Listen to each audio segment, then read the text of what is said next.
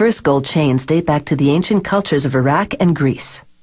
They were symbols of wealth, royalty, and the divine. Lucky for us, jewelers now make these personal treasures more affordable and more durable than ever.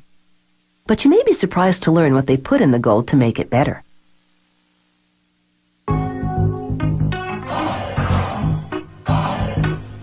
Pure gold is fairly soft and bright yellow, so it's common to create an alloy to strengthen it and alter its color.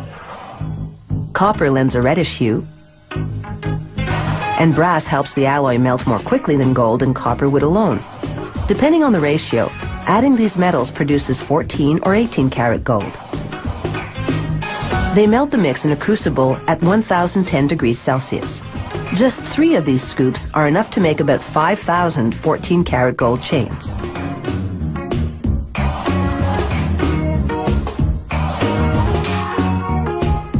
A worker pours the molten alloy into a casting machine.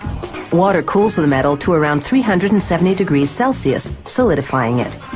The metal passes through a round die, which shapes it into a golden rod that's nearly 2 meters long.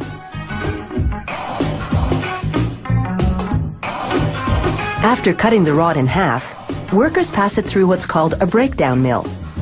The machine reshapes the rod from round to square, so it'll be easier to stretch.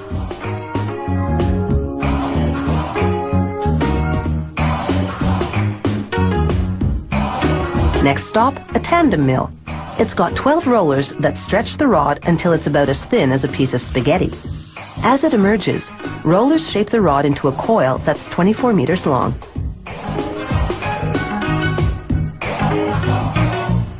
Workers soften the coiled metal in an oven. Then they uncoil and continue stretching what's now a wire by passing it through a die lined with industrial diamonds. To prevent overheating, the machine sprays lubricant to cool the wire while reducing it to the width of a human hair, its final size. The wire then winds into a nearly 2,800-meter-long spool. Next, they unwind 32 of the spools and run the wires through another oven to soften them even more. Just in case you're thinking working here is a golden opportunity, you should know that security is very tight. Employees must pass through metal detectors before going home, and wearing jewelry to work is strictly forbidden. This machine makes what's called cable chain. It passes wire through a link and closes it to make another link. The machine makes 600 links per minute.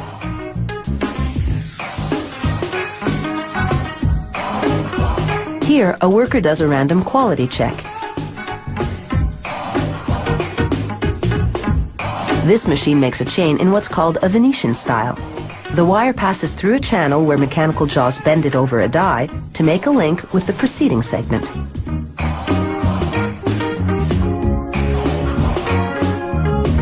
To make what's called a spider style, this machine passes a wire through up to 5 loops before closing the link.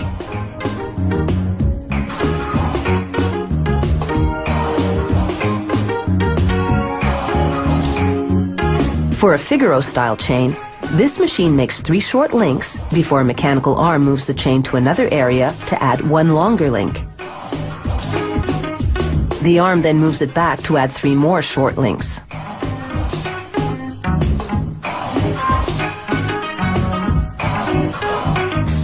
The simplest style is what's called a rope chain.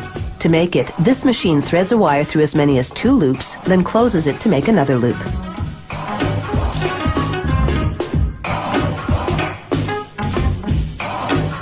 They coat the finished chains with a lubricating powder that prevents the links from sticking to each other during the next step, when they heat the chains to 815 degrees Celsius.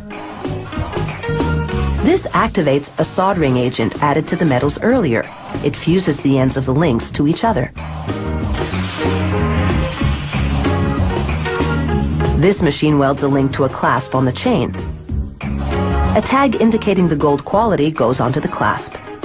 Finally, the chains go through 4 chemical baths, which thoroughly clean them.